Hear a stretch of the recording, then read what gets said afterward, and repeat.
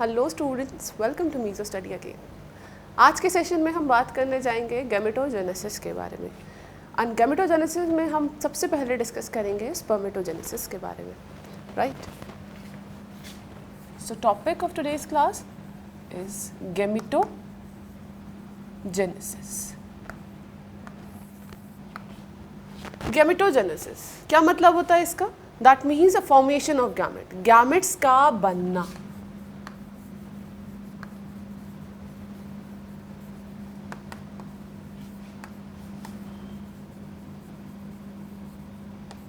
Gametes, right.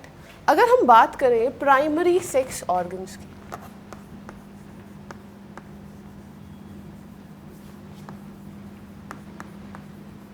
Primary sex organs की कौन से होते हैं primary sex organ?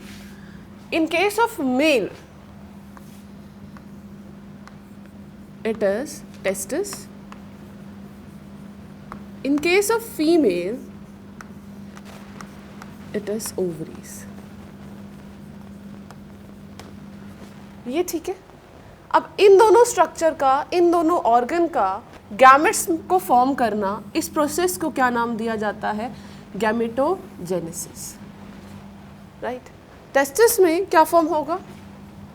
Sperms will be formed, in this case the ओवा विल बी फॉर्म्ड, राइट। दोनों के दोनों प्रोसेसेस को एक स्पेसिफिक नाम दिया जाता है। फर्स्ट इसको कहते हैं स्पर्मेटोजेनेसिस।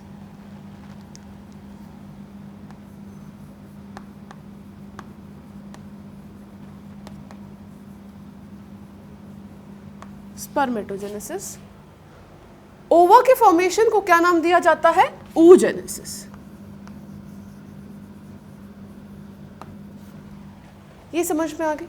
अब हम बात करेंगे सबसे पहले स्पर्मेटोजेनेसिस के बारे में, फिर हम बात करेंगे oogenesis के बारे में। चलिए स्टार्ट करते हैं। सबसे पहला topic which is a spermatogenesis. अगर मुझे स्पर्मेटोजेनेसिस को डिफाइन करना पड़े तो मैं कैसे डिफाइन करूंगी? एक अगर मेरे को 2-3 वर्ड्स में ही डिफाइन करना तो मैं बोलूंगी formation of sperm, right. Formation of sperm, इसको कहते हैं spermatogenesis.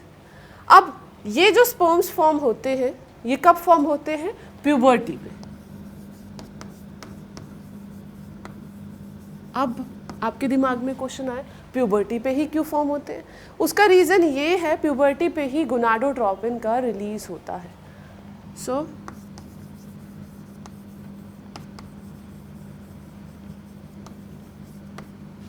due to release of gonadotropin,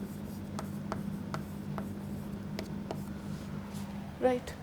Gonadotropin are released by the anterior pituitary, such as follicular stimulating hormone, such as luteinizing hormone, which has a specific effect, जो पूरे के पूरे process जो spermatogenesis है उसको अफेक्ट करता है। और एंटीरियर पिट्यूटरी किसके रिस्पॉन्स में ये हार्मोन प्रोड्यूस करता है? ये प्रोड्यूस करता है with the help of the GnRH which is produced by hypothalamus. So overall hormonal balance भी हम इसमें देखेंगे, बट अभी हम सिर्फ स्पर्मेटोजेनेसिस के प्रोसेस के बारे में बात कर रहे हैं। सो अगर हम स्पर्मेटोजेनेसिस प्रोसेस को डिवाइड करना चाहें, 4 पार्ट्स में हम डिवाइड करते हैं। सो फर्स्ट फेज को नाम दिया जाता है स्पर्मेटोसाइटोजेनेसिस।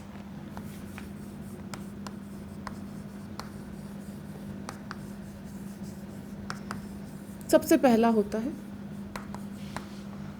राइट। सेकंड होता है आपका मियोसिस 1,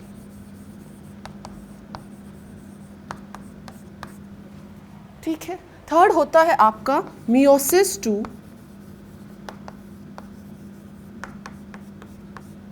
फोर्थ होता है आपका लास्ट स्पर्मियोजेनेसिस।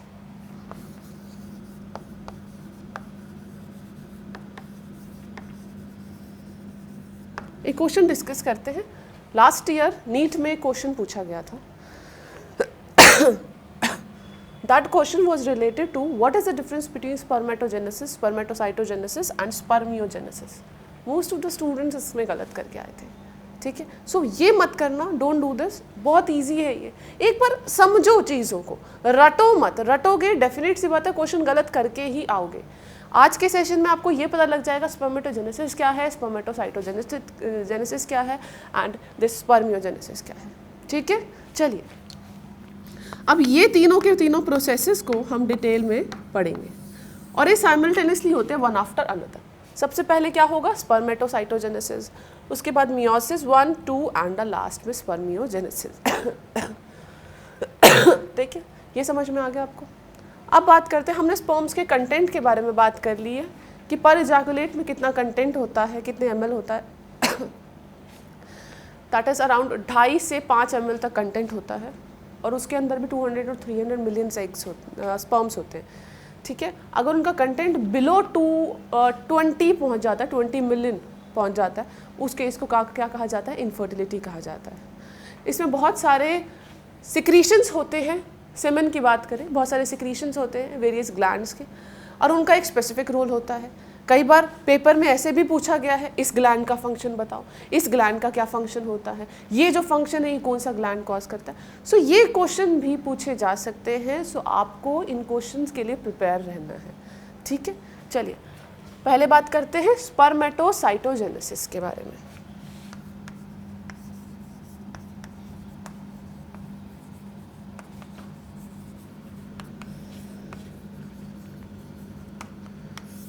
So spermatocytogenesis क्या है?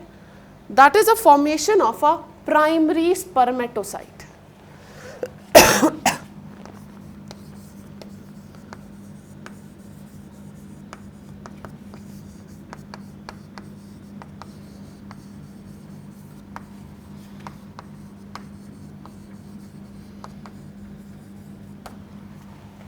Formation of primary spermatocyte. किससे? From spermatogonia.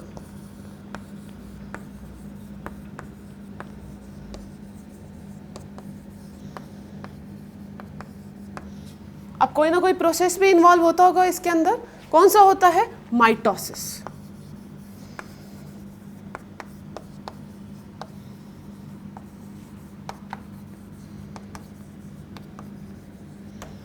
माइटोसिस, अब माइटोसिस से कोई चीज़ हो रही है, 11th क्लास में हम पढ़ चुके हैं, तो क्या क्रोमोसोम नंबर हाफ होएगा या सेम रहेगा, क्रोमोसोम नंबर सेम रहेगा। सो ईच सेल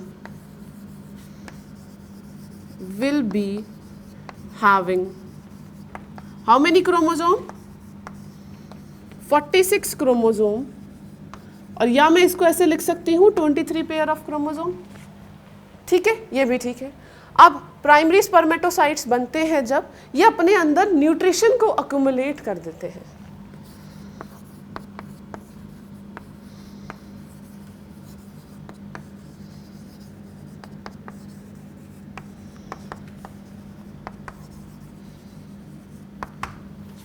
ठीक है, राउंडेड सा स्ट्रक्चर बनाते हैं, न्यूट्रिशन अपने अंदर एक्यूमुलेट करके रखते हैं।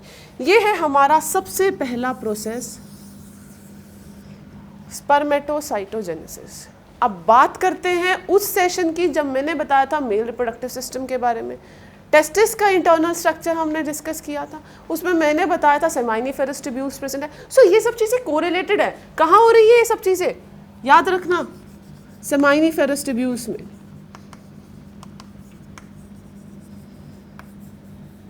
ठीक है, सेमाइनिफेरस ट्यूब्यूल्स कहाँ प्रेजेंट है, these are present in the testicular lobules.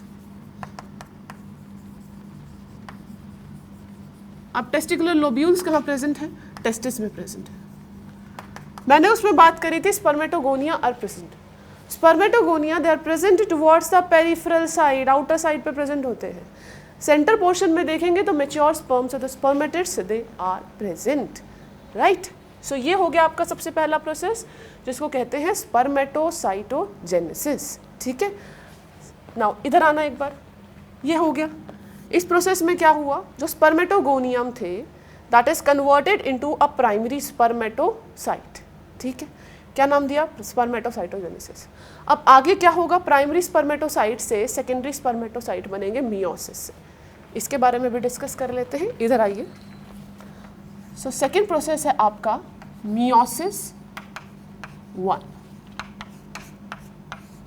कोई मुश्किल नहीं है ये टॉपिक, और इजी तो ये और भी हो जाएगा जब हम डिफरेंस करके पढ़ेंगे oogenesis और स्पर्मेटोजेनेसिस का, ठीक है। सो मियोसिस 1 में क्या होता है, देखो मियोसिस की बात करें उसको एक और नाम दिया जाता है, क्या होता है second name, reductional division. Mitosis का क्या नाम होता है, इक्वेशनल डिवीजन। ये आपके एडिशनल नॉलेज के लिए मैं बता रही हूँ, रिडक्शनल डिवीजन। अब रिडक्शनल डिवीजन है, डेफिनेट सी बात है, क्या होगा, नंबर ऑफ क्रोमोसोम आधे हो जाएंगे। सो अभी तक हमारे पास क्या बना था, प्राइमरी स्पर्मेटोसाइट। अब प्राइमरी स्पर्मेटोसाइट से क्या बन जाएंगे, सेकेंडरी स्पर्मेटोसाइट।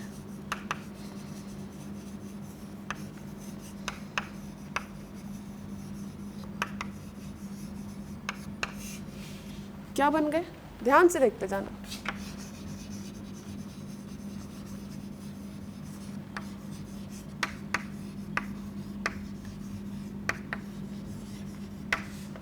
ये भी ठीक है, सेकेंडरी स्पर्मेटोसाइट्स बन गए। अब प्राइमरी स्पर्मेटोसाइट में मैंने बोला था नंबर ऑफ क्रोमोसोम 46 प्रेजेंट है। सेकेंडरी स्पर्मेटोसाइट जो एक प्राइमरी स्पर्मेटोसाइट है वो कितना फॉर्म करेगा, 2 सेकेंडरी स्पर्मेटोसाइट्स फॉर्म करेगा, एंड उसमें जो नंबर ऑफ क्रोमोसोम होंगे वो क्या होंगे, 23। ठीक है, इसीलिए इसको नाम दिया जाता है that it is a reductional division, meiosis 1। Meiosis 1 हो गई, मियोसिस 2 के बाद 1 के बाद नेक्स्ट प्रोसीजर क्या था, मियोसिस 2।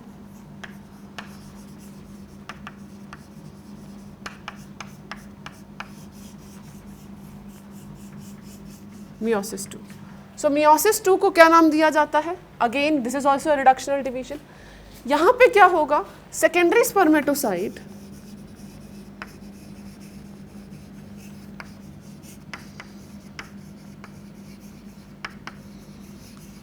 क्या फॉर्म करेंगे,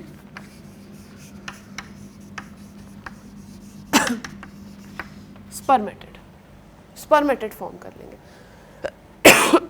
sorry, actually student I am not well today, but इतना भी नहीं। सो स्पर्मेटिड्स के बारे में बात करें, स्पर्मेटिड्स क्या है, अगर हम ओवरऑल साइज की कंपेयर करें सेकेंडरी स्पर्मेटोसाइट और स्पर्मेटिड की, स्पर्मेटिड का साइज क्या होता है, थोड़ा सा बड़ा होता है। ठीक है, 4 स्पर्मेटिड्स फॉर्म होते हैं। अब एक क्रोमोसोम के बारे में भी बात कर लें, 23 थे, यहाँ पे भी 23 क्रोमोसोम प्रेजेंट होंगे। ठीक है, अब देखो स्पर्मेटिड्स जब फॉर्म हुए मैंने बोला ये बिगर है, क्यों बिगर है, क्योंकि इनके पास कुछ स्ट्रक्चर्स प्रेजेंट है जो स्पर्म में हेल्पफुल होते हैं। वो क्या क्या है, गोल्जी बॉडी, सेंट्रियोल,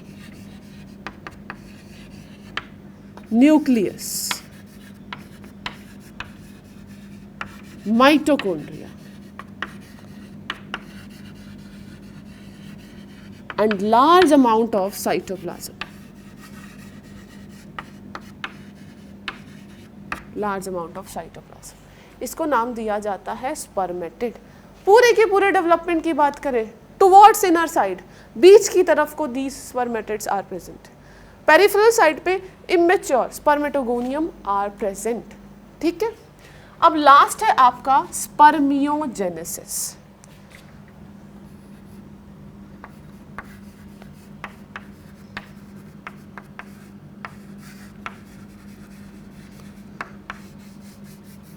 अब स्पर्मियोजेनेसिस क्या प्रोसेस है, जब हमारे पास स्पर्मेटिड्स बन गए, उससे अगर स्पर्म का फॉर्म होना,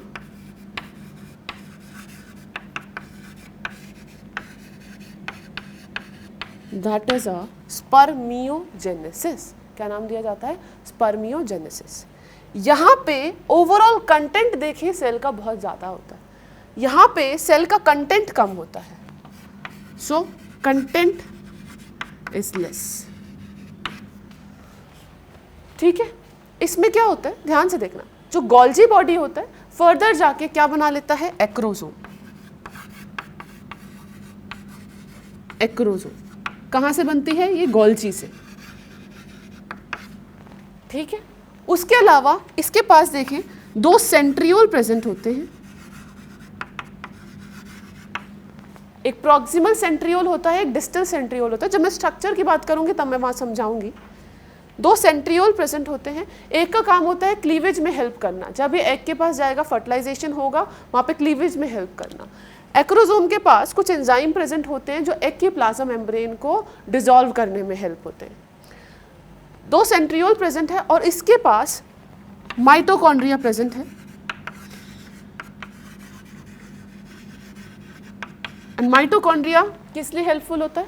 पावर के लिए हेल्पफुल होता है। और small amount of cytoplasm present होता है सिर्फ मिडल पीस के अंदर। पूरे के पूरे स्पर्म को हम 3 पार्ट्स में डिवाइड करते हैं, head, neck, middle piece and tail, right. सिर्फ मिडल पीस में ही very small amount of cytoplasm is present. आगे जाके हम बात करेंगे एक साइटोप्लाज्मिक इनहेरिटेंस के बारे में, जब हम प्रिंसिपल ऑफ इनहेरिटेंस पढ़ेंगे वहाँ पे बताएंगे मैटर्नल इनहेरिटेंस नाम की भी कोई चीज़ होती है। क्योंकि साइटोप्लाज्म सबसे ज़्यादा कहाँ से आता है? हमारी मम्मी से आता है, हमारे एग से आता है, ठीक है। इसीलिए जो साइटोप्लाज्म, जो अगर हम बात करें इसकी जो फर्टिलाइजेशन होती है प्रोसेस, जब हम आगे डिस्कस करेंगे तब आपको सिर्फ ये पता, आपको आगे जाके ये पता लगेगा कि न्यूक्लियस ही इंपॉर्टेंट होता है मेल के केस में, सिर्फ न्यूक्लियस ही ट्रांसफ़र होता है। उसके अलावा साइटोप्लाज्म वो कहाँ से आता है? मदर से आता है। मदर में साइटोप्लाज्म, जो मदर का जो एग होता है वहीं से साइटोप्लाज्म आता है। चलिए, हमने स्पर्मेटिड्स की बात कर ली। स्पर्मेटिड से स्पर्म बन गए, धीरे धीरे स्पर्मेटिड जिसके पास जो बिगर साइज का था वो स्पर्म्स में फॉर्म हो गया। अब ये जो स्पर्म्स में फॉर्म हुआ है दैट विल बी रिलीज्ड। इनका जो हेड होता है ना, ध्यान से देखना, head of sperm that is embedded in the Sertoli cells. पढ़ाया था ना मैंने, Sertoli cells and Leydig cells. Leydig cells का काम होता है कि हार्मोन प्रोवाइड करना, एंड्रोजन प्रोवाइड करना, जो पूरे के पूरे प्रोसेस जो स्पर्मेटोजेनेसिस है उसमें हेल्प करता है। यहाँ पे न्यूट्रिशन कौन प्रोवाइड करेगा? Sertoli cells. तो सर्टोली सेल्स इसको न्यूट्रिशन प्रोवाइड करती है। कॉपुलेशन के टाइम पे दैट इज रिलीज्ड, ये यहाँ से रिलीज हो जाता है, that will enter into the female part और द फीमेल रिप्रोडक्टिव ट्रैक। वहाँ से ये माइग्रेट करता है टुवर्ड्स फेलोपियन ट्यूब जहाँ फर्टिलाइजेशन होती है। और कैसे मूव करता है? Because of the tail which is present in them. And within 30 minutes लगते हैं उसको, 30 मिनट्स में वो ट्रेवल करता करता फेलोपियन ट्यूब तक पहुँच जाता है और वहाँ पर जाके क्या हो जाती है? फर्टिलाइजेशन हो जाती है। सो ये है पूरा प्रोसेस स्पर्मेटोजेनेसिस का। डायग्राम से भी समझेंगे, बट पहले इसको नोट डाउन करिए, then we proceed further. So students, hope you have noted down this. चलिए, अब इस पूरे प्रोसेस को समझते हैं एक फ्लो चार्ट से। सो कम टू दिस साइड।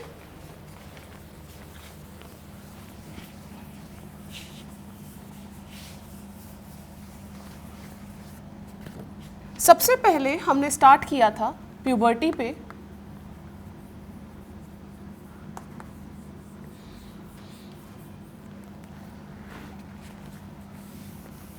हम बात कर रहे हैं स्पर्मेटोजेनेसिस की।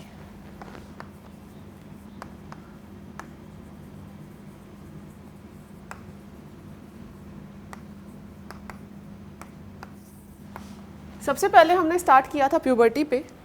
प्यूबर्टी पे क्या था? Cells were present like this. इन सेल को क्या नाम दिया गया था? Spermatogonium.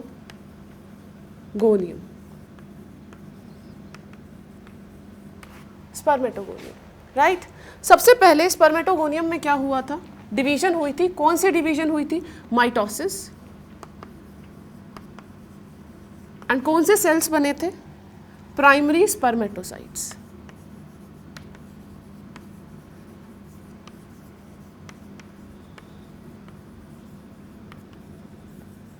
Primary spermatocyte.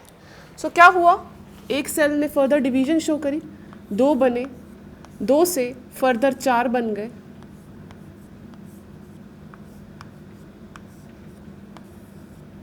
Like this divisions are happening. कुछ सेल स्पर्मेटोगोनियम ही बन के रह जाएंगे, कुछ सेल फर्दर डेवलपमेंट शो करेंगे। अब ये जो प्रोसेस था इसको मैंने एक नाम दिया था, दैट इज अ स्पर्मेटोसाइटोजेनेसिस।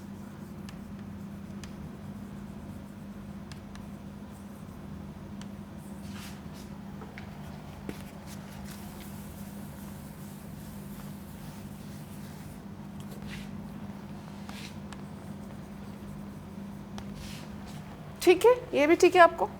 अब प्राइमरी स्पर्मेटोसाइट्स बन गए, प्राइमरी स्पर्मेटोसाइट से क्या बनेगा, secondary spermatocytes. So these cells they will further divide,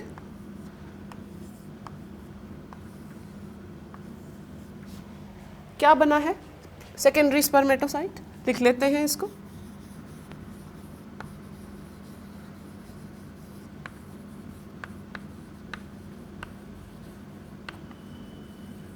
अब ध्यान से सुनना, यहाँ पे जो प्रोसेस हो रहा है इसको बोलते हैं मियोसिस 1, ये भी ठीक है ना, meiosis 1। Now listen very carefully, यहाँ पे जो मियोसिस 1 इनके बीच में हुआ है, इसकी वजह से ओवरऑल क्रोमोसोम नंबर रिड्यूस हो गया है।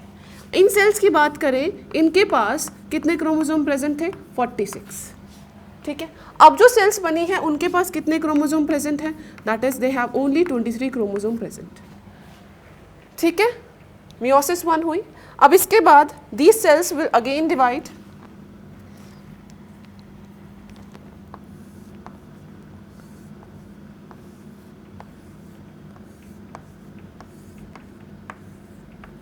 एंड क्या बनेगा,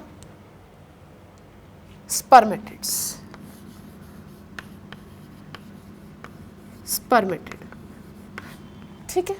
ये जो प्रोसेस हुआ इसको क्या नाम दिया जाता है, मियोसिस 2, मियोसिस 2, ठीक है स्टूडेंट्स। अब मियोसिस 2 हुआ, स्पर्मेटिड्स बन गए, जिनका जो अगर वॉल्यूम देखें वो कंपैरेटिवली ज़्यादा होता है। उसके बाद सबसे इंपॉर्टेंट प्रोसेस आएगा जिसको हम कहते हैं स्पर्मियोजेनेसिस।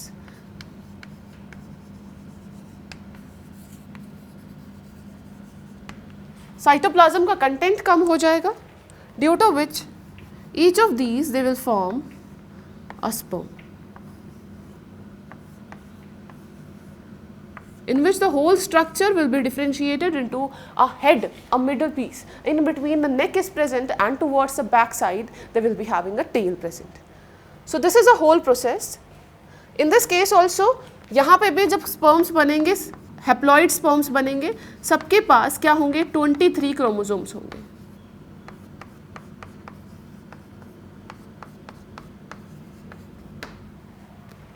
और ये सब चीज़ें कब हो रही हैं, प्यूबर्टी पे हो रही है, ठीक है। अब बात करते हैं हाउ दे आर अरेंज्ड, उसके बारे में बात करते हैं।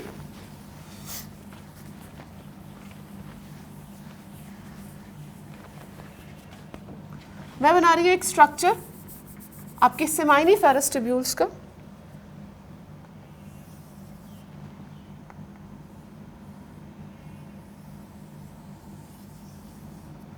This is a seminiferous tubules. Many seminiferous tubules are present.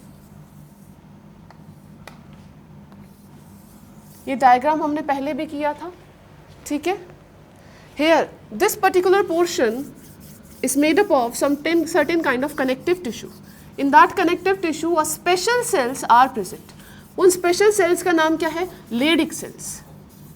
क्या नाम है, Leydig cells.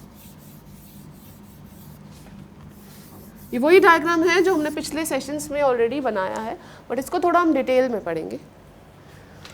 So these are the spermatogonium present, spermatogonium present. So these spermatogonium, they will form the primary spermatocytes. Primary spermatocytes, they will further form the another kind of cells जिसको हम कहते हैं secondary spermatocytes. Secondary spermatocytes further divide करेंगे and they will form spermatids. Spermatids से further development की and towards the inner side we can see these mature sperms are present. This is a whole structure. In the center region mature sperm will be present. मैंने सिर्फ एक तरफ बनाया है, like this they are present. ठीक है? So इसको label कर लेते हैं. These are called as a mature sperm. These are called as a spermatid. These are called as a secondary spermatocyte.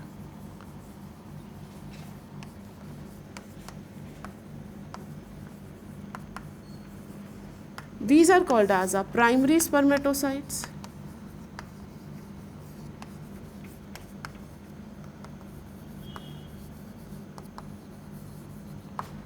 right? And towards this outer side in the periphery, these are the spermatogonia present.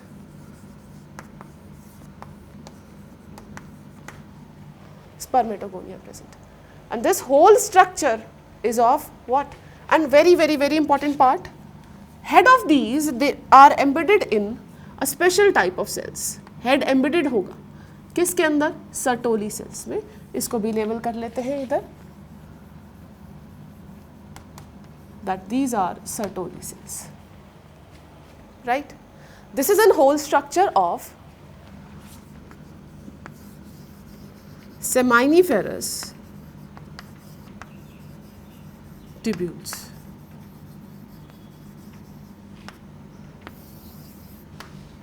Seminiferous tubules, ठीक है? Seminiferous tubules है. ऐसे ही आपको पूरा बनाना है चारों तरफ से. अब समझ में आ गई हाउ दे आर अरेंज्ड. अब इसमें क्वेश्चन ये आ सकता है कि मैच्योर स्पर्म सेंटर में प्रेजेंट होते हैं या पेरिफेरी में प्रेजेंट होते हैं? सेंटर में प्रेजेंट होते हैं सेमाइनिफेरस ट्यूब्यूल्स के. अब ये सब पूरा प्रोसेस तो पढ़ लिया. अब जानने की बात ये है, क्या ये किसी कंट्रोल में होता है? कोई ना कोई चीज़ें होंगी जो उसको कंट्रोल करेंगी. उसके बारे में बात करते हैं. हम बात कर रहे हैं, come to this side, about the hormonal control of spermatogenesis.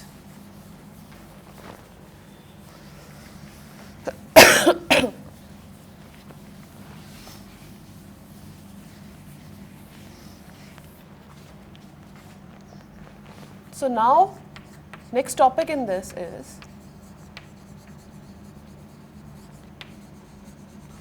hormonal control of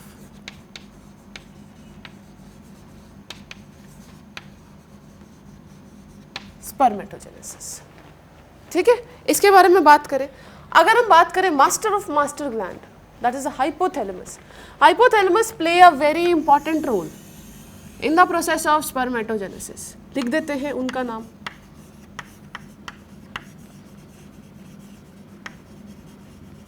Hypothalamus. Hypothalamus secretes one hormone.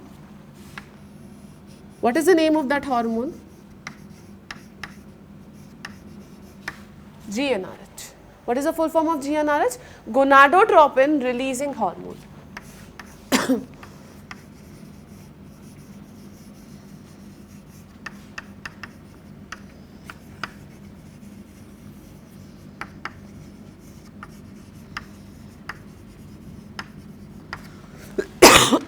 Sorry. Now, this GnRH, they will act on another gland जिसका नाम है anterior pituitary. Anterior pituitary. So GnRH गया हमारे anterior pituitary के पास. Anterior pituitary दो hormone release करेगा. सबसे पहला हार्मोन है इसका FSH और दूसरा है इसका LH. FSH and LH. What is the full form of FSH? That is a follicular stimulating hormone.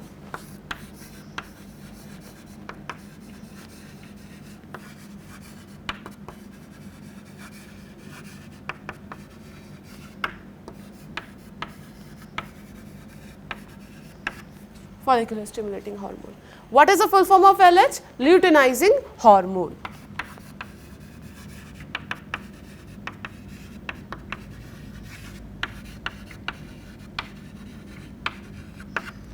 Luteinizing hormone. अब FSH किस पे जाके एक्ट करेगा? सर्टोली सेल्स पे. सो यहाँ बैठी है हमारी सर्टोली सेल्स. कहाँ बैठी है ये हमारी? सेमाइनिफेरस ट्यूब्यूल्स के अंदर ये चुप के बैठी हुई है. FSH गया और इन पे जाके अटैक किया. ये क्या करेंगे? ये फर्दर इन रिस्पॉन्स दो काम करेंगे. एक ये रिलीज करेंगे इनहिबिन, दूसरा ये काम करेंगे कि ये हेल्प करेंगे एक प्रोसेस में जो है आपका स्पर्मेटोजेनेसिस. सेशंस के अंदर मैंने बताया है, जब मैं सेकेंड सेशन लिया था मैंने, आई गेस फर्स्ट था वो, फर्स्ट सेशन जो आपका मेल रिप्रोडक्टिव सिस्टम का था, मैंने वहाँ डिस्कस किया था what is the function of Sertoli cells. So वो कुछ 4 या 5 फंक्शन थे, वो भी आपको याद होने चाहिए। एबीपी एंड्रोजन बाइंडिंग प्रोटीन से रिलेटेड था, एंटी मुलेरियन फैक्टर था, उसके बाद एक बैरियर बनाता है ये, दैट इज ऑल्सो इम्पॉर्टेंट, सो वो भी आपको याद करना है। सो ये हो गया। उसके अलावा ल्यूटिनाइजिंग हार्मोन के बारे में बात करें, ये किस पे एक्ट करता है? लेडिक सेल्स पे। कैसे याद करोगे? एल से ल्यूटिनाइजिंग हार्मोन और एल से क्या है? Leydig cells.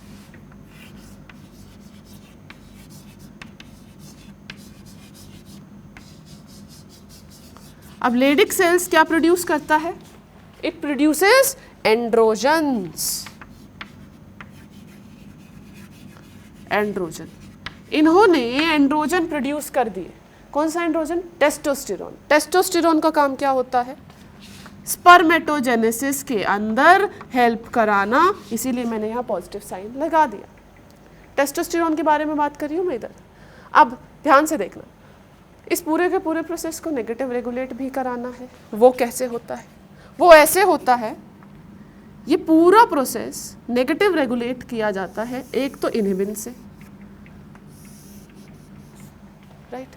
दूसरा, यहाँ से certain factors they will again go back and they will produce a negative feedback towards this side and towards the hypothalamus as well. ठीक है, हर चीज एक्सेस में भी नुकसानदायक होती है। स्पर्मेटोजेनेसिस ज़्यादा ना हो, एनर्जी की वेस्टेज तो होगी, तो वो ज़्यादा ना हो, if it is of no use, already sperms present है, in that case the negative feedback regulation work. So इसको नाम दिया जाता है फीडबैक रेगुलेशन।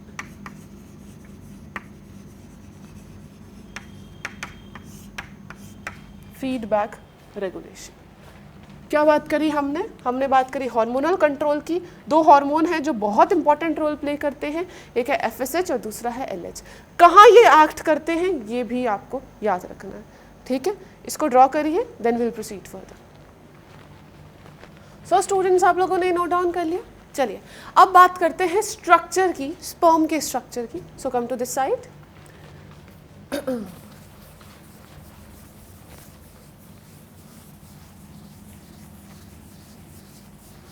सो सबसे पहले जो स्ट्रक्चर देखा था वो किसने देखा था? हैम एंड लेवेनहुक ने।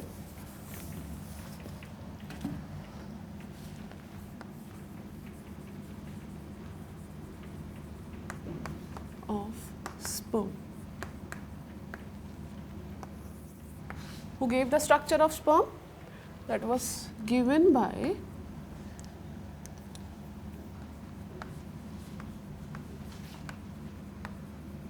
and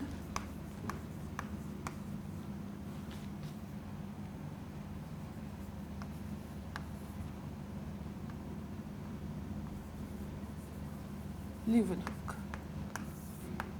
They were the first one जिन्होंने सबसे पहले स्ट्रक्चर देखा था इसका।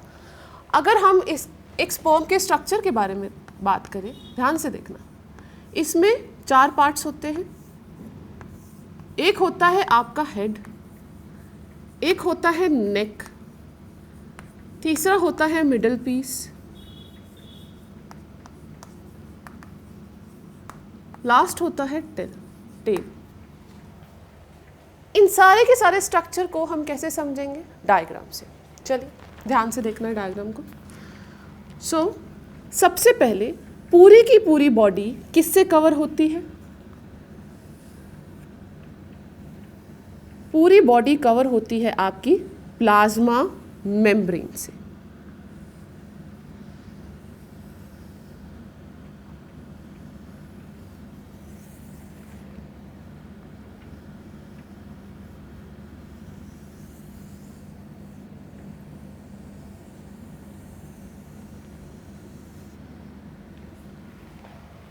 ठीक है, सो आउटरमोस्ट स्ट्रक्चर को सबसे पहले नाम दे देते हैं that this is a plasma membrane. ठीक है, सबसे ऊपर देखें, गोल्जी बॉडी डिराइव करती है एक स्ट्रक्चर को जिसको हम नाम देते हैं एक्रोजोम। क्या नाम देते हैं? एक्रोजोम।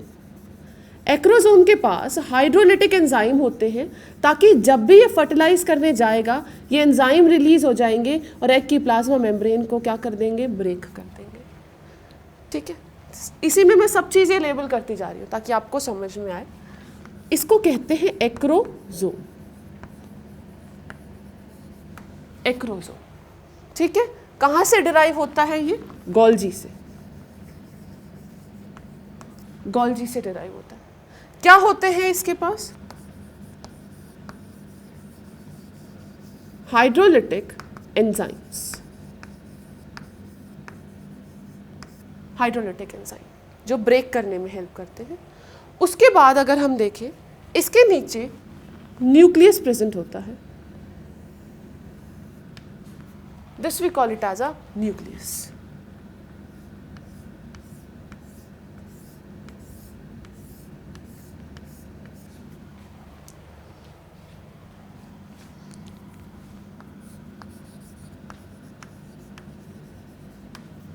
राइट, नेक्स्ट रीजन, इसको नेक रीजन कहते हैं। ध्यान से देखना, ये है आपका हेड रीजन, उसके बाद ये वाला जो रीजन है इसको बोलते हैं नेक रीजन, ये वाला जो रीजन है इसको कहते हैं मिडिल पीस, लास्ट वाले रीजन को नाम दिया जाता है टेल, टेल। ठीक है, अब उसके बाद जो सेंटर रीजन है, न्यूक्लियस के बिहाइंड क्या होता है, दो सेंट्रियोल प्रेजेंट होते हैं। यहाँ ये लिख रही हूँ मैं, दो सेंट्रियोल प्रेजेंट होते हैं। एक को नाम दिया जाता है प्रॉक्सिमल सेंट्रियोल, दूसरे को नाम दिया जाता है डिस्टल सेंट्रियोल।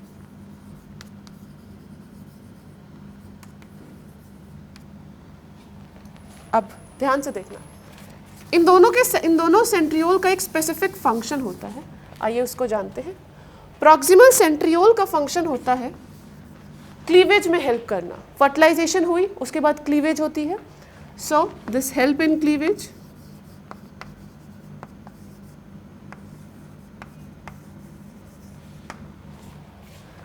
डिस्टल सेंट्रियोल का काम होता है टेल की जो फिलामेंट होता है, एक्सियल फिलामेंट, उसको बनाना, एक्सियल फिलामेंट, उसको बनाने में ये हेल्प करता है। ठीक है, नेक हो गया। नेक के बाद अगर हम इस रीजन पर पहुंचे, यहाँ पे बहुत इंपॉर्टेंट चीज़ प्रेजेंट होती है जिसको नाम दिया जाता है माइटोकॉन्ड्रिया। एनर्जी नहीं होगी, क्या ये मूव कर पाएगा? बिल्कुल भी नहीं। सो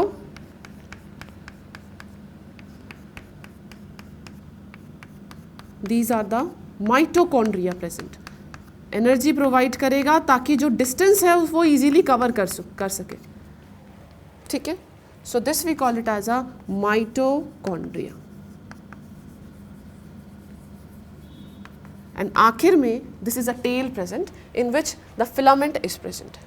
एक और चीज़ के बारे में बात करें तो एक बहुत छोटा सा मुझे कोई चॉक चाहिए, यस हियर इट इज।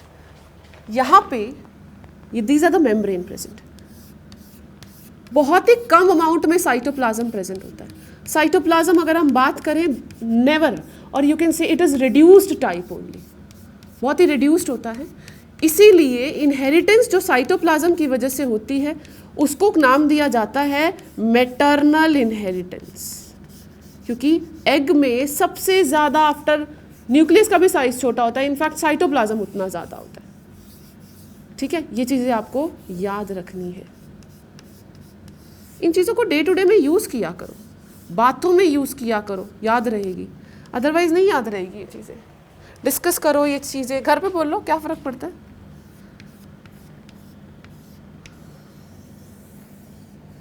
कि मम्मी मैं आपके जैसा हूँ, द रीज़न इज़ क्योंकि मेरे पास आपका साइटोप्लाज्म आया है जो सबसे ज़्यादा है, मैं पापा से कम मिलता हूँ, साइटोप्लाज्म कम है।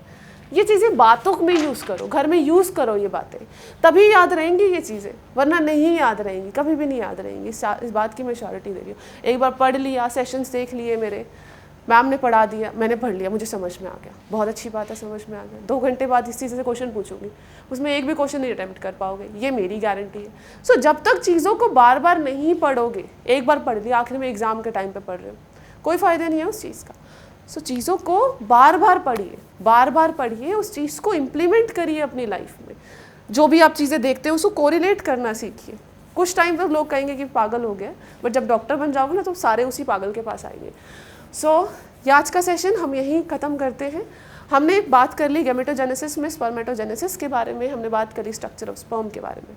सो होप आपको आज का सेशन समझ में आया होगा। अगले सेशन में मिलेंगे, कुछ और बातें करेंगे इस चैप्टर के बारे में। Till then take care of yourself and thank you so much students for watching this.